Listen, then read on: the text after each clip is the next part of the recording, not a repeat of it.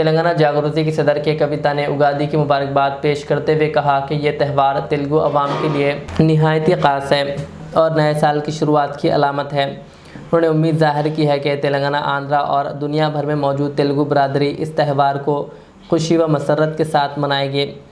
दूसरी जानिब उन्होंने कहा कि असल सवाल ये नहीं कि बजट हुकूमत के लिए कितना अहम है, बल्कि ये है कि वह आवाम के लिए कितना फ़ायदेमंद है। इनके मुताबिक बजट ऐसा होना चाहिए जो अवामी ज़रूरियात को पूरा करे और हकीकी तरक्की हो।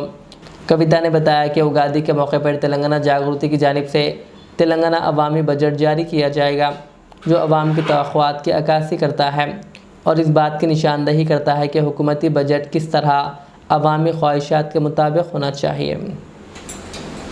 ప్రతి ఉగాదికి తెలంగాణ జాగృతి ప్రజా బడ్జెట్ ని ప్రవేశపెడుతుంది. రేపు పొద్దున జాగృతి గవర్నమెంట్లోకి వచ్చిన జాగృతి సంస్థ వాళ్ళు ప్రజా బడ్జెట్ ప్రవేశపెట్టాల్సిందే. దానికోసమే ఇలా మనం నాంది పలుకుతాం. వైద్యానికి సంబంధించి ఇవాళ ప్రతి ఒక్కరం కూడా అరిగోసబడుతున్నాం. వైద్యానికి మనం జాగృతి ప్రజా బడ్జెట్లో 25,000 కోట్లను కేటాయిస్తా ఉన్నాం.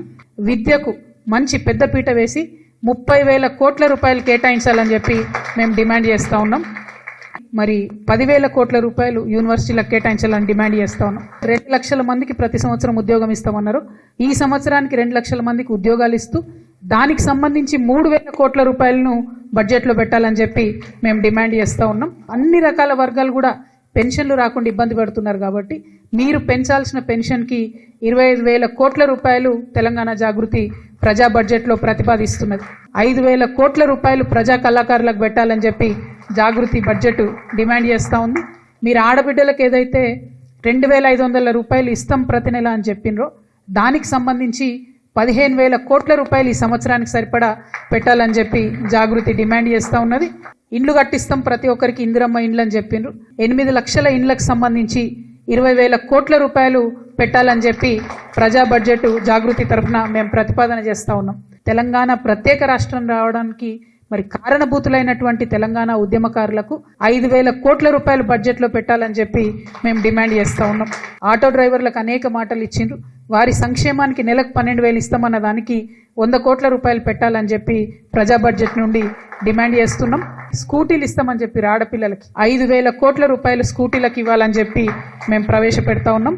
కౌలు రైతులకు 35,000 కోట్ల రూపాయలు పెట్టాలని చెప్పి మేము డిమాండ్ చేస్తూ ఉన్నాం. రాజీవ్ యువ వికాసం కింద అప్లికేషన్లు పెట్టుకోమని చెప్పారు. 16 లక్షల మంది ఎస్సీ, ఎస్టీ, బీసీ, మైనారిటీకి సంబంధించినటువంటి ఆడపిల్లలు, మగపిల్లలు అందరూ కూడా అప్లికేషన్లు పెట్టుకున్నారు. ఈ 16 లక్షల మందికి బెనిఫిట్ కావాలంటే 5,000 కోట్ల రూపాయలు మేము ప్రజా బడ్జెట్లో ప్రతిపాదన చేస్తూ ఉన్నాం. మా బీసీ బిడ్డలకు సంబంధించి 20,000 కోట్ల రూపాయలు పెడతామని మీరు మాట ఇచ్చిండ్రు. ఆ 20,000 కోట్ల రూపాయలు పెట్టాలని చెప్పి నేను ప్రతిపాదిస్తూ ఉన్నాను. 18,000 కోట్ల రూపాయలు ఎస్సీస్కి సంబంధించి బడ్జెట్ ప్రవేశపెట్టాలని ఈ ప్రభుత్వాన్ని మేము డిమాండ్ చేస్తూ ఉన్నాం.